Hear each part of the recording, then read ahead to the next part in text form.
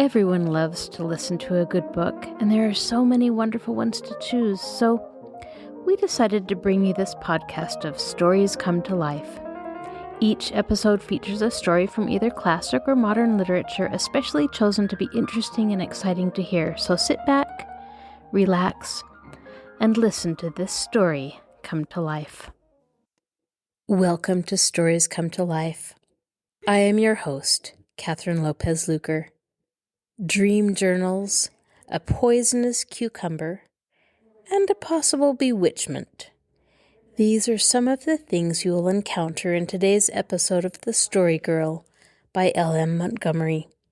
I think it would be wonderful to have a group of close cousins and friends to spend time with and have adventures with. What exciting lives these 8 young people lead. Now sit back, relax, and listen to this story come to life. The Story Girl by L.M. Montgomery. Chapter 22. The Dream Books. The next day, the Story Girl coaxed Uncle Roger to take her to Markdale, and there she bought our dream books. They were 10 cents apiece, with ruled pages and mottled green covers. My own lies open beside me as I write, its yellowed pages inscribed with the visions that haunted my childish slumbers on those nights of long ago. On the cover is pasted a lady's visiting card, on which is written, "The Dream Book of Beverly King." Cecily had a packet of visiting cards, which she was hoarding against the day when she would be grown up and could put the calling etiquette of the family guide into practice.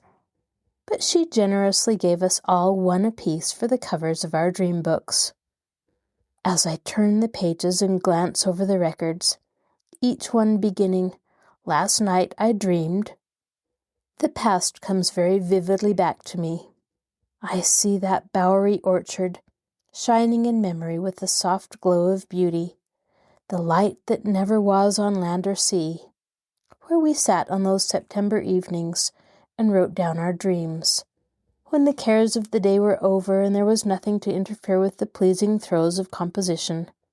Peter, Dan, Felix, Cecily, Felicity, Sarah Ray, the Story Girl. They are all around me once more, in the sweet-scented fading grasses, each with open dream books and pencil in hand, now writing busily, now staring fixedly into space in search of some elusive word or phrase which might best describe the indescribable. I hear their laughing voices. I see their bright, unclouded eyes. In this little old book, filled with cramped, boyish writing, there is a spell of white magic that sets the years at naught. Beverly King is a boy once more, writing down his dreams, in the old King orchard on the homestead hill, blown over by musky winds. Opposite to him sits the Story Girl with her scarlet rosetted head, her beautiful bare feet crossed before her, one slender hand propping her high white brow, on either side of which fall her glossy curls. There to the right is sweet Cecily of the dear brown eyes, with a little bloated dictionary beside her. For you dream of so many things you can't spell, or be expected to spell when you're only 11.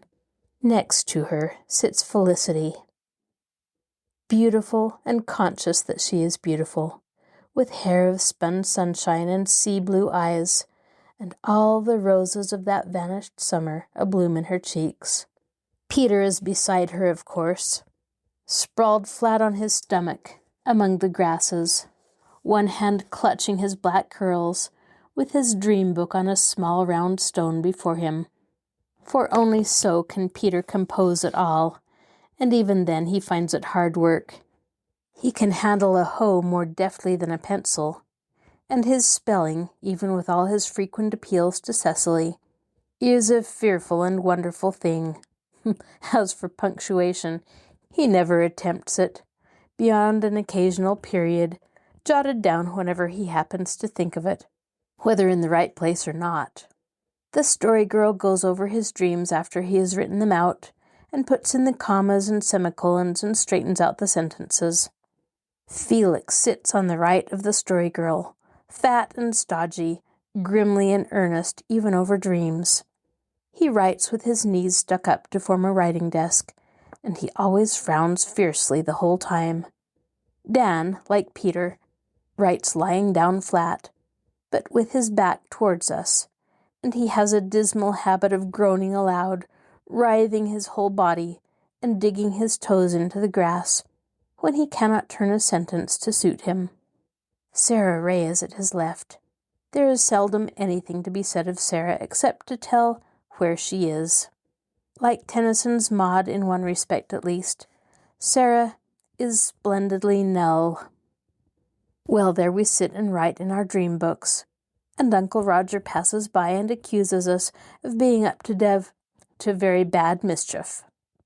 Each of us was very anxious to possess the most exciting record, but we were an honorable little crew, and I do not think anything was ever written down in those dream books which had not really been dreamed. We had expected that the story girl would eclipse us all in the matter of dreams, but, at least in the beginning, her dreams were no more remarkable than those of the rest of us. In dreamland, we were all equal. Cecily, indeed, seemed to have the most decided talent for dramatic dreams. That meekest and mildest of girls was in the habit of dreaming some truly terrible things. Almost every night, battle, murder, or sudden death played some part in her visions.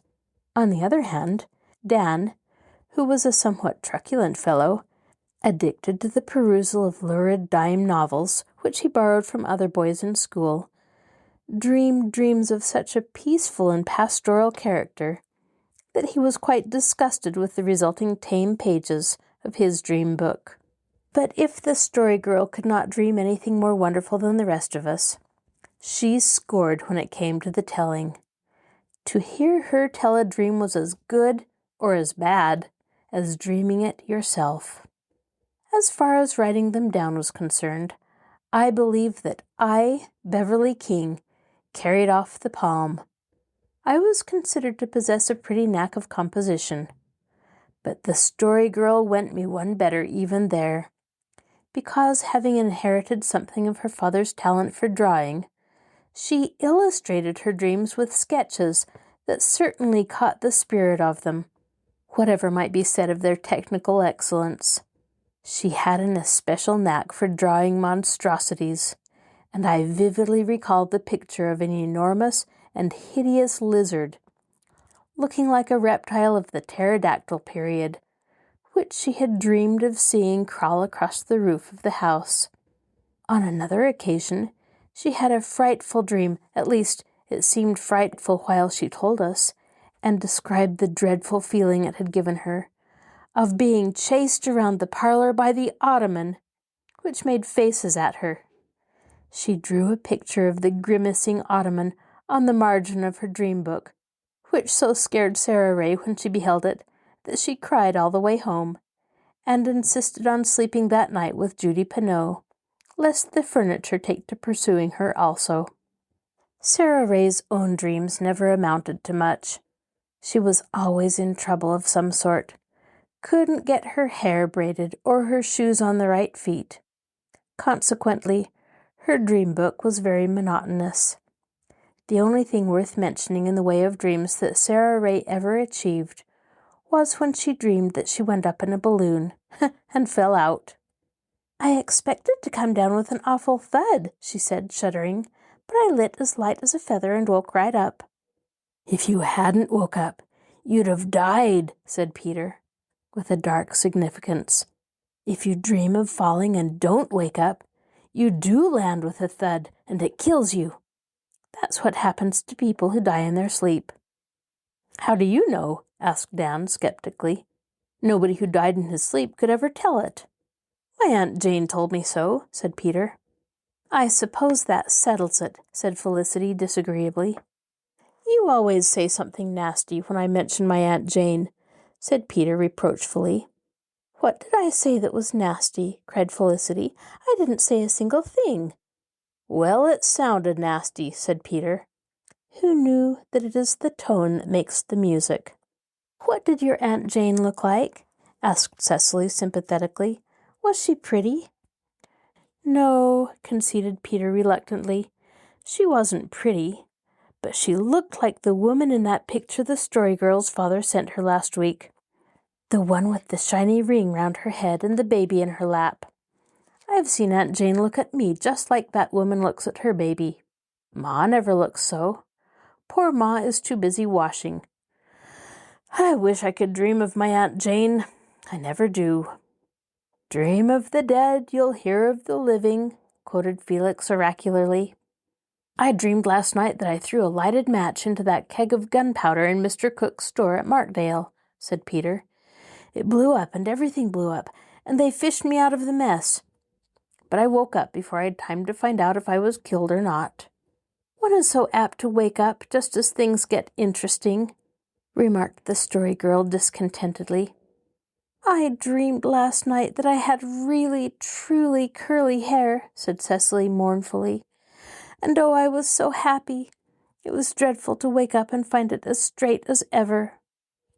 Felix, that sober, solid fellow, dreamed constantly of flying through the air. His descriptions of his aerial flights over the treetops of dreamland always filled us with envy. None of the rest of us could ever compass such a dream, not even the Story Girl, who might have been expected to dream of flying if anybody did. Felix had a knack of dreaming anyhow, and his dream book, while suffering somewhat in comparison of literary style, was about the best of the lot when it came to subject matter. Cecily's might be more dramatic, but Felix's was more amusing. The dream which we all counted his masterpiece was the one in which a menagerie had camped in the orchard, and the rhinoceros chased Aunt Janet around and around the pulpit stone, but turned into an inoffensive pig when it was on the point of catching her.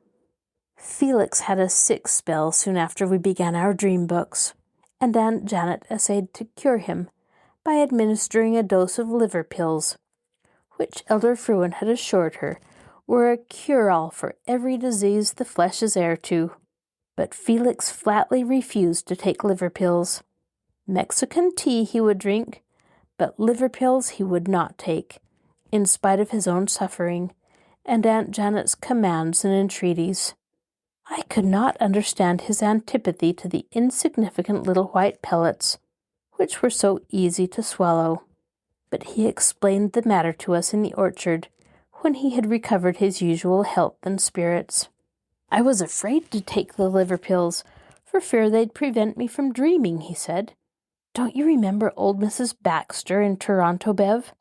And how she told Mrs. McLaren that she was subject to terrible dreams, and finally she took 2 liver pills, and never had any more dreams after that. I'd rather have died than risk it," concluded Felix solemnly. "I'd an exciting dream last night for once," said Dan triumphantly. "I dreamt old Peg Bowen chased me. I thought I was up to her house, and she took after me. You bet I scooted, and she caught me, yes, sir. I felt her skinny hand reach out and clutch my shoulder. I let out a screech and woke up." "I should think you did screech," said Felicity. "We heard you clean over into our room." "I hate to dream of being chased because I can never run," said Sarah Ray with a shiver. "I just stand rooted to the ground and see it coming and can't stir. It don't sound much written out, but it's awful to go through. I'm sure I hope I'll never dream Peg Bowen chases me. I'll die if I do."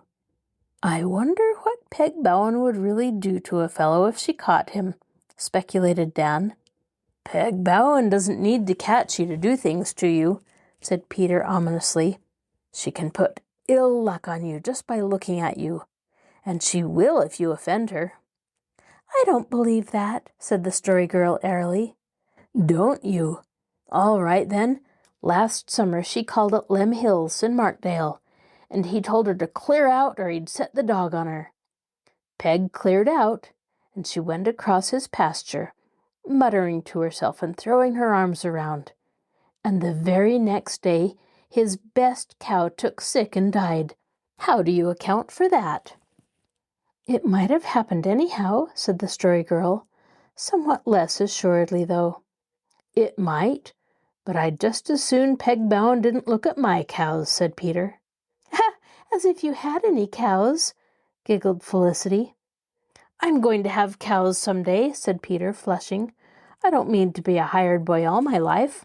I'll have a farm of my own, and cows and everything. You'll see if I won't." "I dreamed last night that we opened the blue chest," said the Story Girl, "and all the things were there.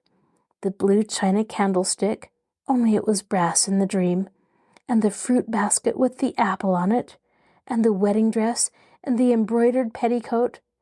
And we were laughing and trying the things on and having such fun. And Rachel Ward herself came and looked at us, so sad and reproachful, and we all felt ashamed, and I began to cry and woke up crying." "I dreamed last night that Felix was thin," said Peter, laughing. "He did look so strange. His clothes just hung loose, and he was going round trying to hold them on." Everybody thought this was funny except Felix. He would not speak to Peter for 2 days because of it. Felicity also got into trouble because of her dreams. One night she woke up, having just had a very exciting dream, but she went to sleep again, and in the morning she could not remember the dream at all. Felicity determined that she would never let another dream get away from her in such a fashion, and the next time she awakened in the night, having dreamed that she was dead and buried, she promptly arose, lighted a candle, and proceeded to write the dream down then and there. While so employed, she contrived to upset the candle and set fire to her nightgown, a brand new one, trimmed with any quantity of crocheted lace. A huge hole was burned in it, and when Aunt Janet discovered it, she lifted up her voice with no uncertain sound. Felicity had never received a sharper scolding, but she took it very philosophically. She was used to her mother's bitter tongue, and she was not unduly sensitive. "Anyhow, I saved my dream," she said placidly. And that, of course, was all that really mattered. Grown people were so strangely oblivious to the truly important things of life. Material for new garments, of night or day, could be bought in any shop for a trifling sum and made up out of hand. But if a dream escaped you, in what marketplace the wide world over can you hope to regain it? What coin of earthly minting will ever buy back for you that lost and lovely vision? Chapter 23. Such Stuff as Dreams Are Made On. Peter took Dan and me aside one evening as we were on our way to the orchard with our dream books, saying significantly that he wanted our advice. Accordingly, we went round to the spruce wood, where the girls would not see us to the rousing of their curiosity, and then Peter told us of his dilemma. "Last night I dreamed I was in church," he said. "I thought it was full of people, and I walked up the aisle to your pew and sat down, as unconcerned as a pig on ice. And then I found that I hadn't a stitch of clothes on, not one blessed stitch. Now," Peter dropped his voice, "what is bothering me is this. Would it be proper to tell a dream like that before the girls?" I was of the opinion that it would be rather questionable, but Dan vowed he didn't see why. He'd tell it quick as any other dream. There was nothing bad in it. "But they're your own relations," said Peter. "They're no relation to me, and that makes a difference. Besides, they're all such ladylike girls. I guess I'd better not risk it. I'm pretty sure Aunt Jane wouldn't think it was proper to tell such a dream, and I don't want to offend any of them." So Peter never told that dream, nor did he write it down. Instead, I remember seeing in his dream book, under the date of September 15th, an entry to this effect: "Last night I dreamed a dream. It wasn't a polite dream, so I won't write it down." The girls saw this entry, but, to their credit be it told, they never tried to find out what the dream was. As Peter said, they were ladies in the best and truest sense of that much-abused appellation. Full of fun and frolic and mischief were they, with all the defects of their qualities, and all the wayward faults of youth. But no indelicate thought or vulgar word could have been shaped or uttered in their presence. Had any of us boys ever been guilty of such, Cecily's pale face would have colored with the blush of outraged purity. Felicity's golden head would have lifted itself in the haughty indignation of insulted womanhood, and the Story Girl's splendid eyes would have flashed with such anger and scorn as would have shriveled the very soul of the wretched culprit. Dan was once guilty of swearing, but Uncle Alec gave him the strop for it, the only time he ever so punished any of his children. But it was because Cecily cried all night that Dan was filled with saving remorse and repentance. He vowed next day to Cecily that he would never swear again, and he kept his word. All at once, the Story Girl and Peter began to forge ahead in the matter of dreaming. Their dreams suddenly became so lurid and dreadful and picturesque that it was hard for the rest of us to believe that they were not gilding the lily rather freely in their accounts of them. But the Story Girl was the soul of honor, and Peter, early in life, had had his feet set in the path of truthfulness by his Aunt Jane, and had never been known to stray from it. When they assured us solemnly that their dreams all happened exactly as they described them, we were compelled to believe them. But there was something up, we felt sure of that. Peter and the Story Girl certainly had a secret between them, which they kept for a whole fortnight. There was no finding it out from the Story Girl. She had a knack of keeping secrets anyhow, and moreover, all that fortnight, she was strangely cranky and petulant, and we found it was not wise to tease her. She was not well, so Aunt Olivia told Aunt Janet. "I don't know what is the matter with that child," said the former anxiously. "She hasn't seemed like herself the past 2 weeks.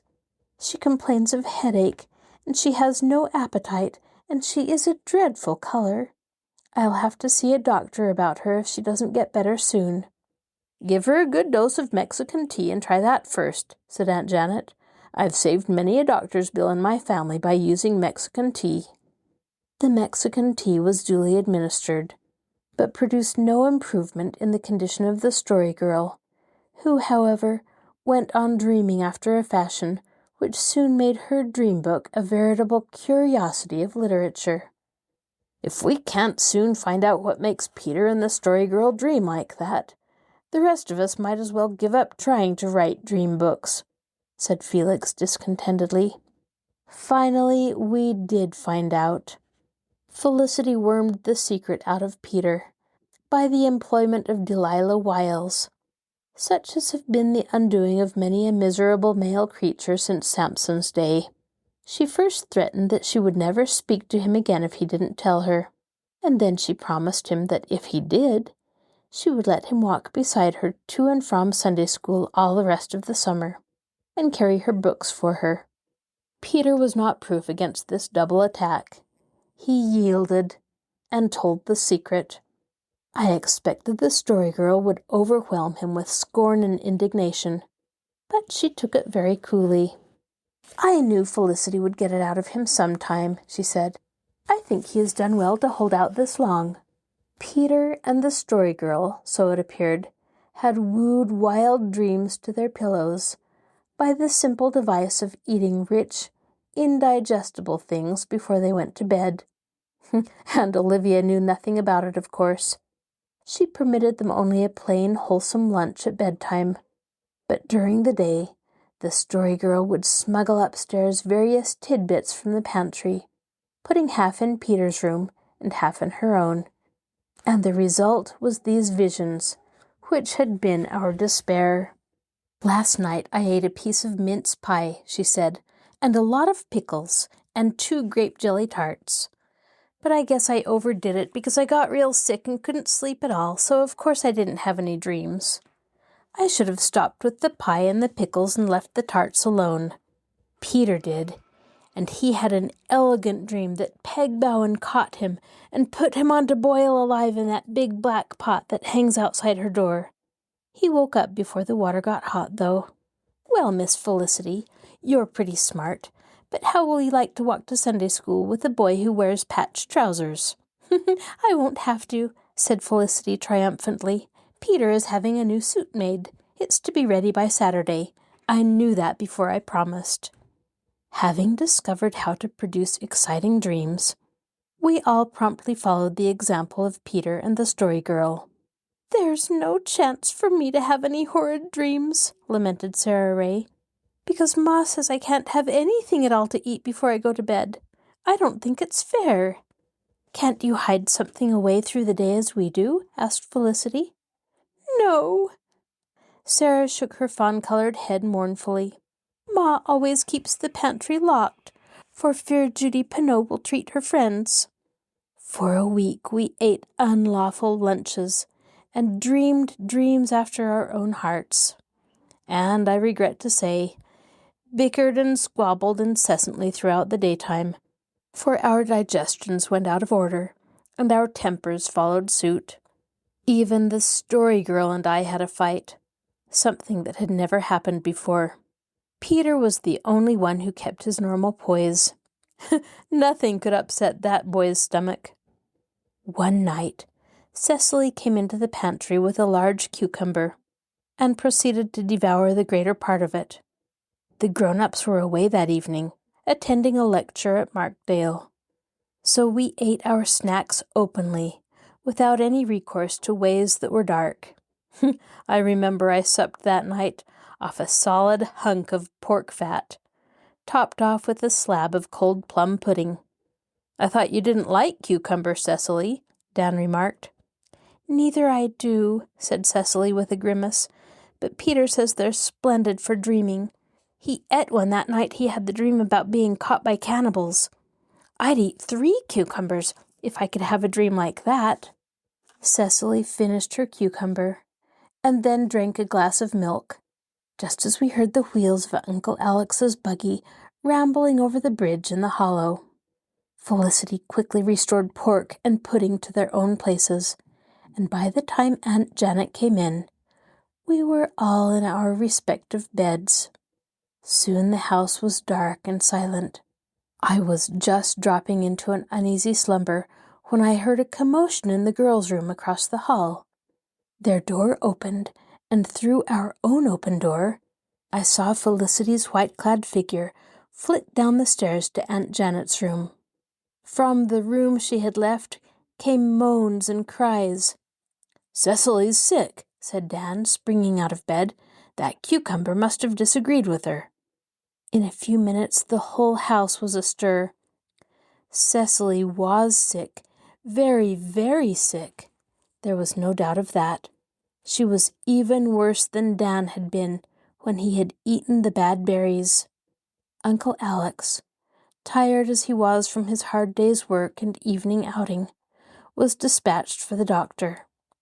Aunt Janet and Felicity administered all the homely remedies they could think of, but to no effect. Felicity told Aunt Janet of the cucumber, but Aunt Janet did not think the cucumber alone could be responsible for Cecily's alarming condition. "Cucumbers are indigestible, but I never knew of them making anyone as sick as this," she said anxiously.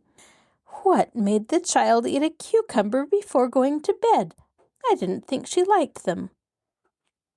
"It was that wretched Peter," sobbed Felicity indignantly. "He told her it would make her dream something extra."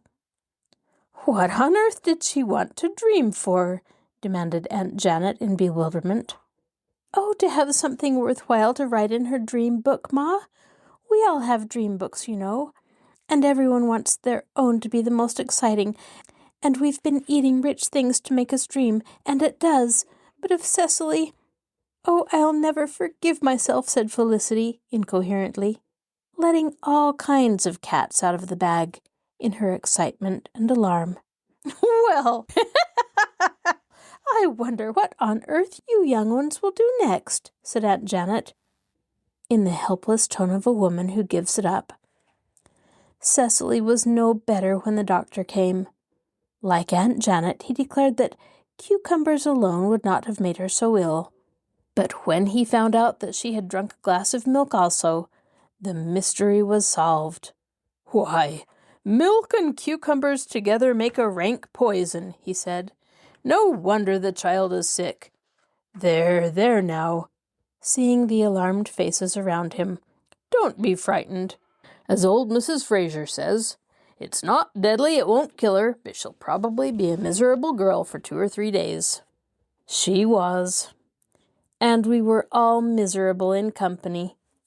Aunt Janet investigated the whole affair, and the matter of our dream books was aired in a family conclave. I do not know which hurt our feelings most, the scolding we got from Aunt Janet, or the ridicule which the other grown-ups, especially Uncle Roger, showered on us. Peter received an extra setting down, which he considered rank injustice. "I didn't tell Cecily to drink the milk, and the cucumber alone wouldn't have hurt her," he grumbled. Cecily was able to be out with us again that day, so Peter felt that he might venture on a grumble. "'Sides, she coaxed me to tell her what would be good for dreams. I just told her as a favor, and now your Aunt Janet blames me for the whole trouble." "Aunt Janet says we're never to have anything to eat before we go to bed after this, except plain bread and milk," said Felix sadly. "They'd like to stop us from dreaming altogether if they could," said the Story Girl wrathfully. "Well, anyway, they can't prevent us from growing up," consoled Dan. "We needn't worry about the bread and milk rule," added Felicity. "Ma made a rule like that once before and kept it for a week, and then we just slipped back into the old way. That will be what will happen this time, too. But of course we won't be able to get any more rich things for supper, and our dreams will be pretty flat after this." "Well, let's go down to the pulpit stone, and I'll tell you a story I know," said the Story Girl. We went, and straightway drank of the waters of forgetfulness. In a brief space we were laughing right merrily, no longer remembering our wrongs at the hands of those cruel grown-ups. Our laughter echoed back from the barns in the spruce grove, as if elfin denizens of upper air were sharing in our mirth. Presently also the laughter of the grown-ups mingled with ours. Aunt Olivia and Uncle Roger, Aunt Janet and Uncle Alec came strolling through the orchard, and joined our circle, as they sometimes did when the toil of the day was over, and the magic time twixt light and dark brought truce of care and labor. 'Twas then we liked our grown-ups best, for then they seemed half children again. Uncle Roger and Uncle Alec lolled in the grass like boys. Aunt Olivia, looking more like a pansy than ever in the prettiest dress of pale purple print, with a knot of yellow ribbon at her throat, sat with her arm around Cecily and smiled on us all, and Aunt Janet's motherly face lost its everyday look of anxious care. The Story Girl was in great fettle that night. Never had her tales sparkled with such wit and archness. "Sarah Stanley," said Aunt Olivia, shaking her finger at her after a side-splitting yarn, "if you don't watch out, you'll be famous some day." "These funny stories are all right," said Uncle Roger, "but for real enjoyment, give me something with a creep in it. Sarah, tell us that story of the serpent woman I heard you tell one day last summer." The Story Girl began it glibly, but before she had gone far with it, I, who was sitting beside her, felt an unaccountable repulsion creeping over me. For the first time since I had known her, I wanted to draw away from the Story Girl.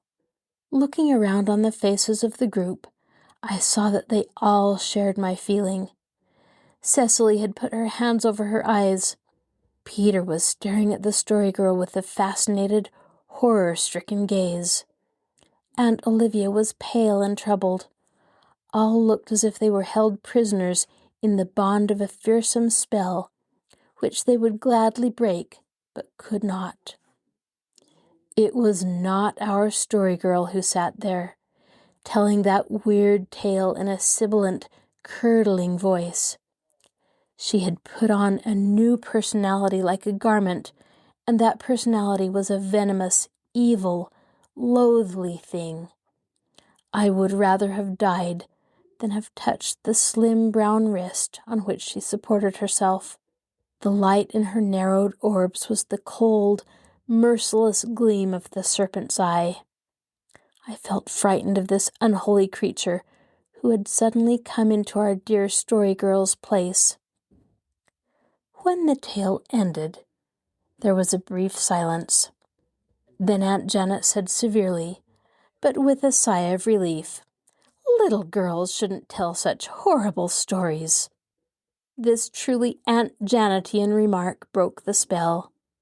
The grown-ups laughed rather shakily, and the story girl, our own dear story girl once more, and no serpent woman, said protestingly, "Well, Uncle Roger asked me to tell it. I don't like telling such stories either. They make me feel dreadful. Do you know, for just a little while I felt exactly like a snake." "You look like one," said Uncle Roger. "How on earth do you do it?" "I can't explain how I do it," said the story girl perplexedly. "It just does itself."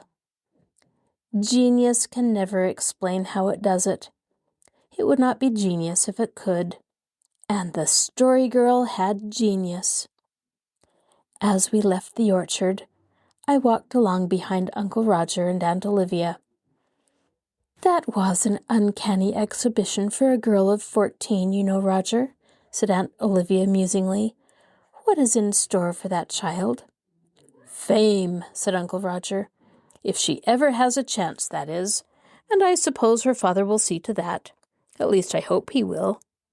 You and I, Olivia, never had our chance. I hope Sarah will have hers." This was my first inkling of what I was to understand more fully in later years.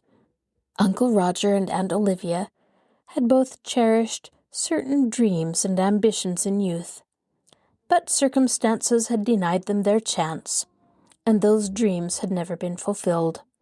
"Some day, Olivia," went on Uncle Roger, "you and I may find ourselves the aunt and uncle of the foremost actress of her day.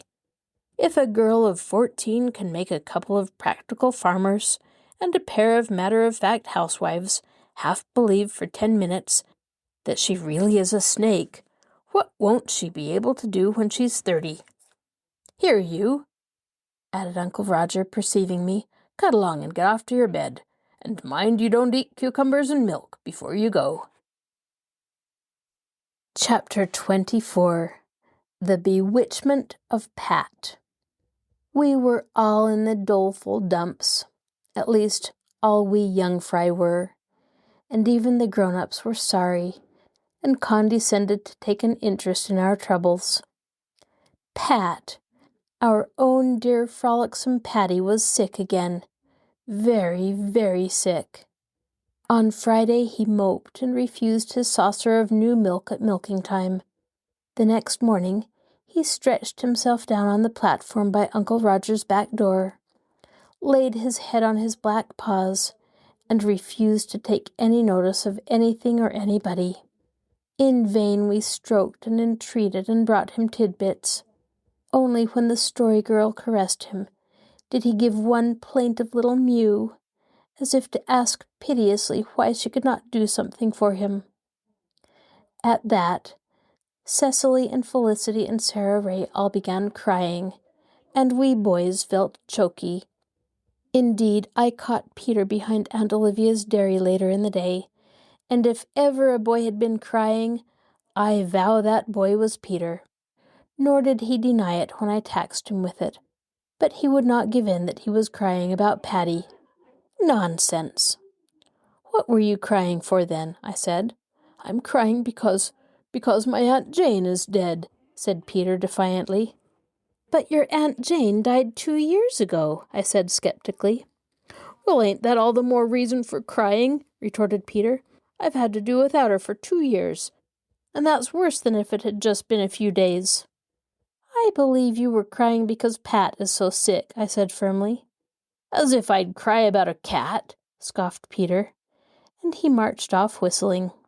Of course we had tried the lard and powder treatment again, smearing Pat's paws and sides liberally.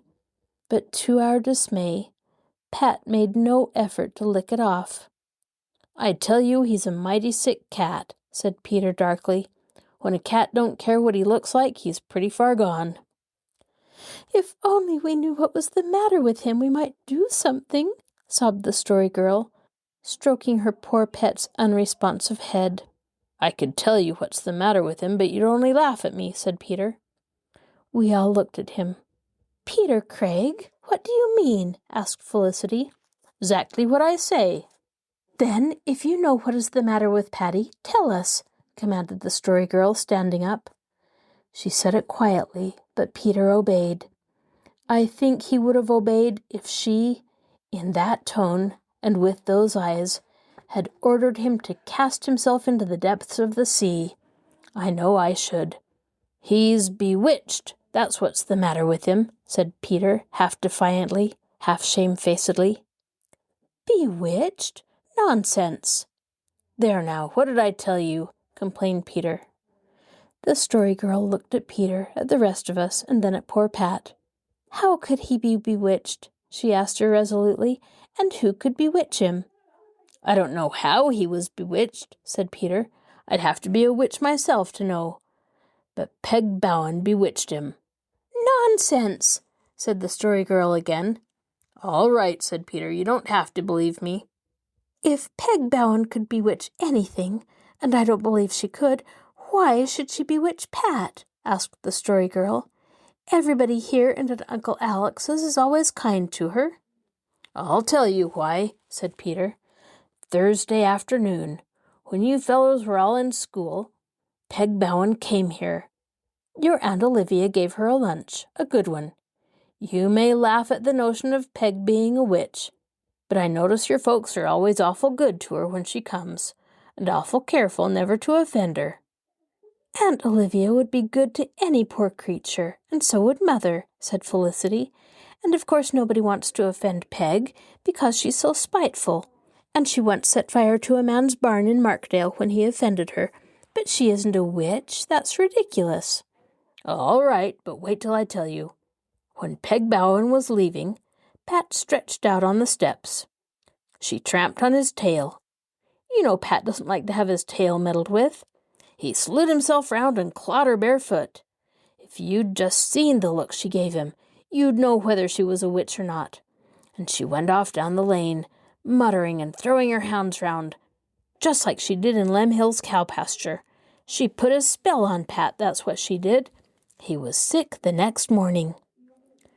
We looked at each other in miserable, perplexed silence. We were only children, and we believed that there had been such thing as witches once upon a time, and Peg Bowen was an eerie creature. If that's so, though I can't believe it, we can't do anything, said the Story Girl drearily. Pat must die. Cecily began to weep afresh.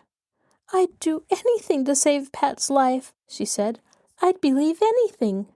There's nothing we can do, said Felicity impatiently. I suppose, sobbed Cecily, we might go to Peg Bowen and ask her to forgive Pat and take the spell off of him. She might if we apologized real humble. At first we were appalled by the suggestion. We didn't believe that Peg Bowen was a witch, but to go to her, to seek her out in that mysterious woodland retreat of hers, which was invested with all the terrors of the unknown, and that this suggestion should come from timid Cecily of all people. But then there was poor Pat. Would it do any good? Said the Story Girl desperately. Even if she did make Pat sick, I suppose it would only make her crosser if we went and accused her of bewitching him.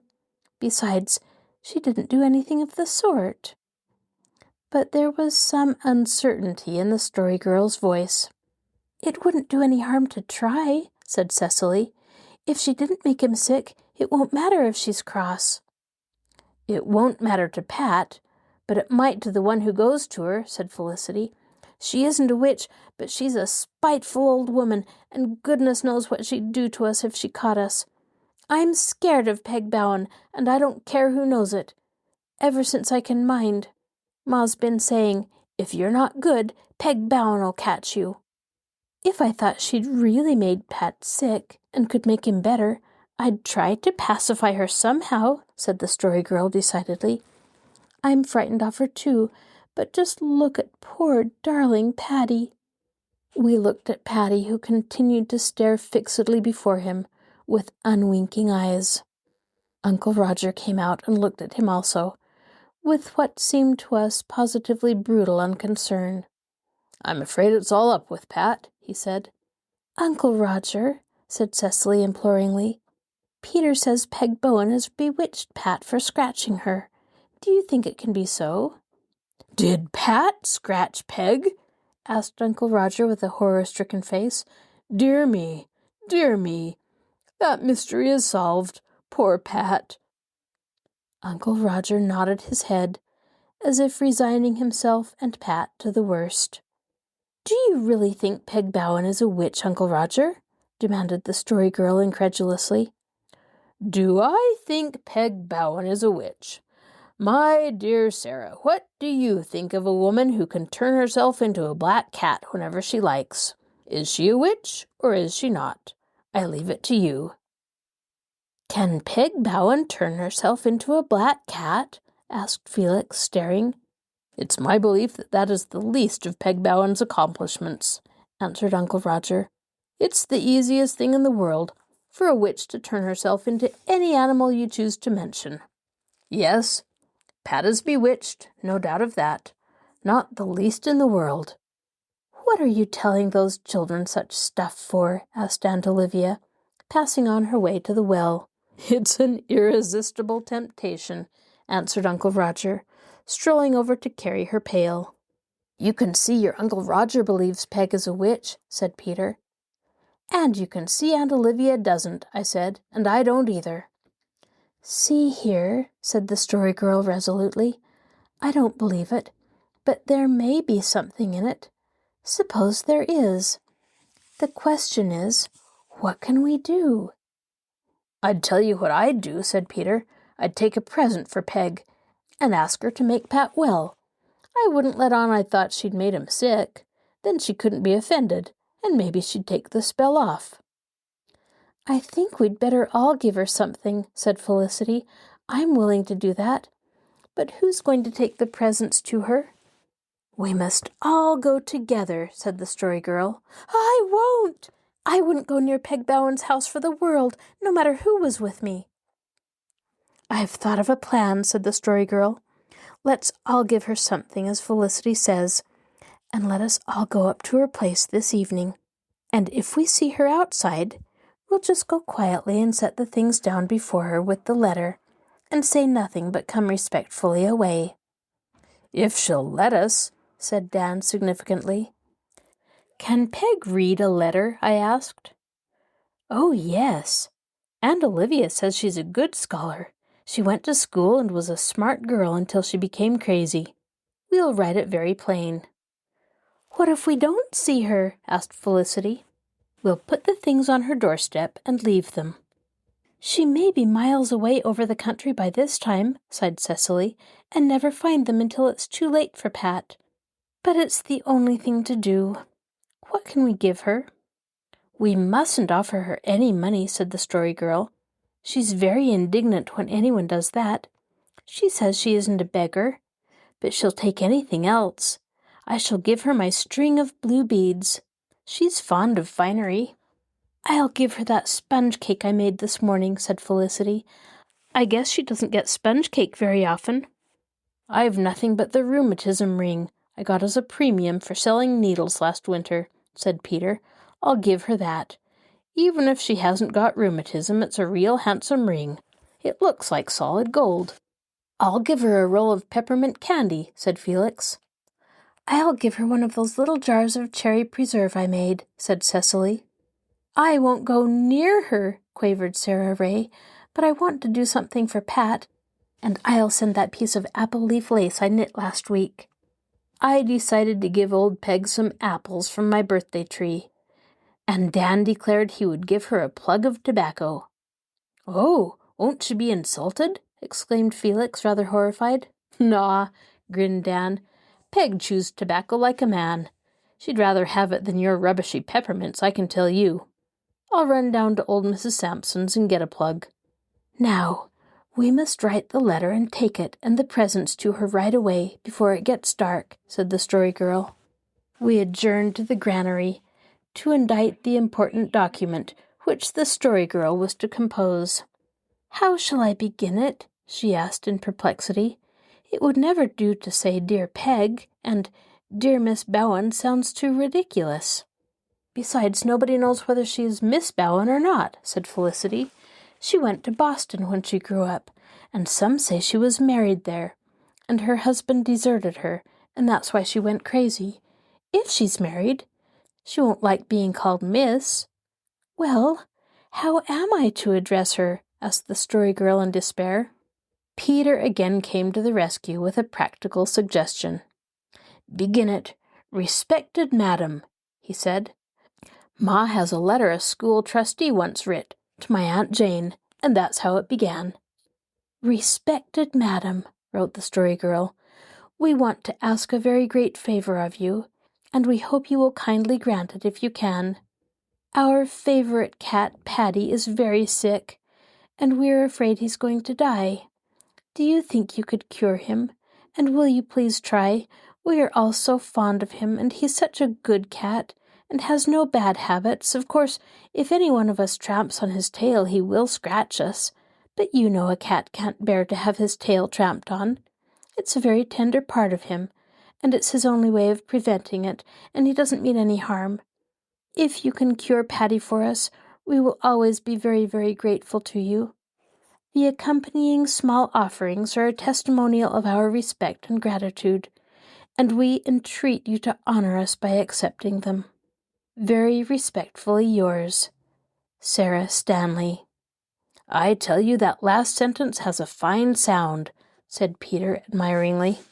I didn't make that up, admitted the Story Girl honestly. I read it somewhere and remembered it. I think it's too fine, criticized Felicity. Peg Bowen won't know the meaning of such big words. But it was decided to leave them in, and we all signed the letter. Then we got our testimonials and started on our reluctant journey to the domains of the witch. Sarah Ray would not go, of course, but she volunteered to stay with Pat while we were away. We did not think it necessary to inform the grown-ups of our errand, or its nature. Grown-ups had such peculiar views. They might forbid our going at all, and they would certainly laugh at us. Peg Bowen's house was nearly a mile away, even by the shortcut past the swamp and up the wooded hill. We went down through the brook field and over the little plank bridge in the hollow, half lost in its surrounding sea of farewell summers. When we reached the green gloom of the woods beyond, we began to feel frightened, but nobody would admit it. We walked very closely together, and we did not talk. When you are near the retreat of witches and folk of that ilk, the less you say the better, for their feelings are so notoriously touchy. Of course Peg wasn't a witch, but it was best to be on the safe side. Finally we came to the lane, which led directly to her abode. We were all very pale now, and our hearts were beating. The red September sun hung low between the tall spruces to the west. It did not look to me just right for a sun. In fact, everything looked uncanny. I wished our errand were well over. A sudden bend in the lane brought us out to the little clearing where Peg's house was before we were half ready to see it. In spite of my fear, I looked at it with some curiosity. It was a small, shaky building with a sagging roof, set amid a perfect jungle of weeds. To our eyes, the odd thing about it was that there was no entrance on the ground floor, as there should be in any respectable house. The only door was in the upper story, and was reached by a flight of rickety steps. There was no sign of life about the place, except sight of ill omen, a large black cat sitting on the topmost step. We thought of Uncle Roger's gruesome hints. Could that black cat be Peg? Nonsense! But still it didn't look like an ordinary cat. It was so large, and had such green, malicious eyes.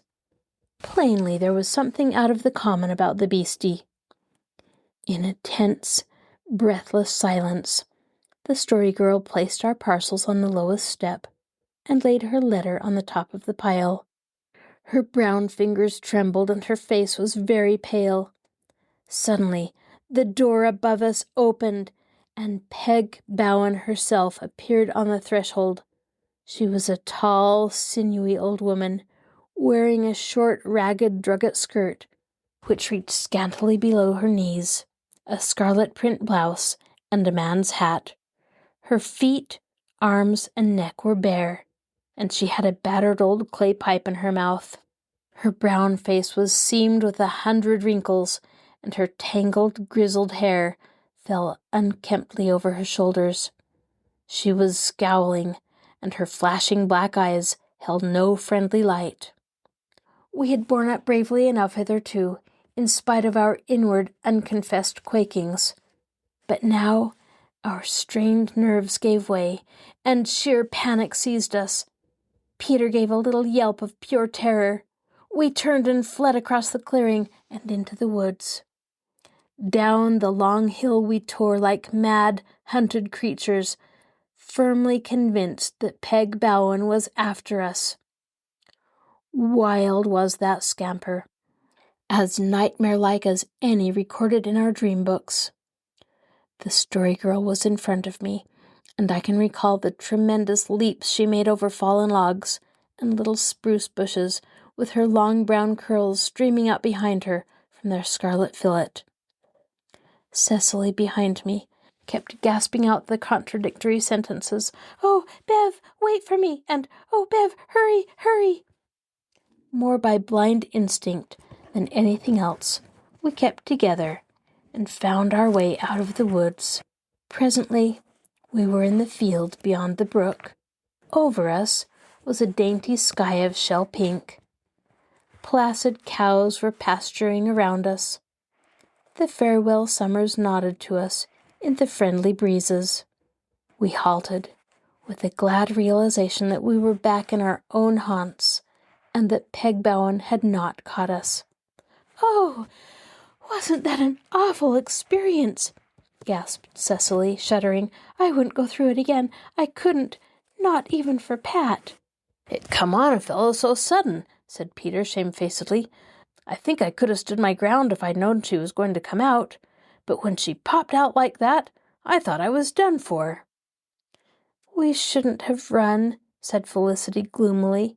"It showed we were afraid of her, and that always makes her awful cross. She won't do anything for Pat now."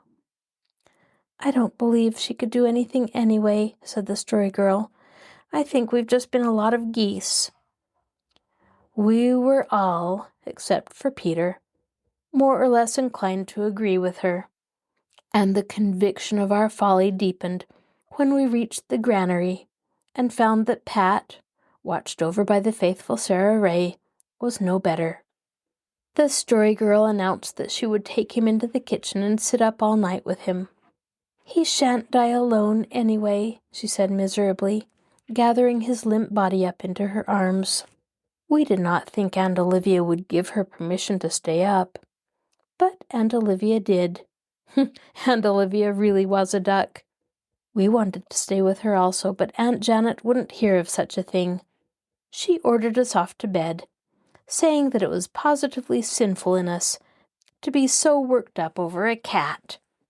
5 heartbroken children, who knew that there are many worse friends than dumb furry folk, climbed Uncle Alex's stairs to bed that night. "There's nothing we can do now except pray to God to make Pat better," said Cecily. I must candidly say that her tone savored strongly of a last resort. But this was owing more to early training than to any lack of faith on Cecily's part. She knew and we knew that prayer was a solemn rite, not to be lightly held, nor degraded to common uses. Felicity voiced this conviction when she said, "I don't believe it would be right to pray about a cat." "I'd like to know why not," retorted Cecily. "God made Patty just as much as he made you, Felicity King, though perhaps he didn't go to so much trouble. And I'm sure he's abler to help them than Peg Bowen. Anyhow, I'm going to pray for Pat with all my might and main, and I'd like to see you try to stop me. Of course I won't mix it up with more important things.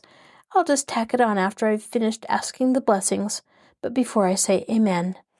More petitions than Cecily's were offered up that night on behalf of Patty. I distinctly heard Felix, who always said his prayers in a loud whisper, owing to some lasting conviction of early life that God could not hear him if he did not pray audibly, mutter pleadingly, after the important part of his devotions was over, "Oh God, please make Pat better by the morning. Please do." And I, even in these late years of irreverence for the dreams of youth, am not in the least ashamed to confess that when I knelt down to say my boyish prayer, I thought of our little furry comrade in his extremity, and prayed as reverently as I knew how for his healing. Then I went to sleep, comforted by the simple hope that the great Father would, after important things were all attended to, remember poor Pat. As soon as we were up the next morning, we rushed off to Uncle Roger's. But we met Peter and the Story Girl in the lane, and their faces were as the faces of those who bring glad tidings upon the mountains. "Pat's better!" cried the Story Girl, blithe and triumphant. "Last night, just at 12, he began to lick his paws. Then he licked himself all over and went to sleep, too, on the sofa. When I woke, Pat was washing his face, and he has taken a whole saucerful of milk. Oh, isn't it splendid?" "You see, Peg Bowen did put a spell on him," said Peter, "and then she took it off." "I guess Cecily's prayer had more to do with Pat's getting better than Peg Bowen," said Felicity. "She prayed for Pat over and over again. That's why he's better." "Oh, all right," said Peter. "But I'd advise Pat not to scratch Peg Bowen again, that's all." "I wish I knew whether it was the praying or Peg Bowen that cured Pat," said Felix in perplexity. "I don't believe it was either of them," said Dan.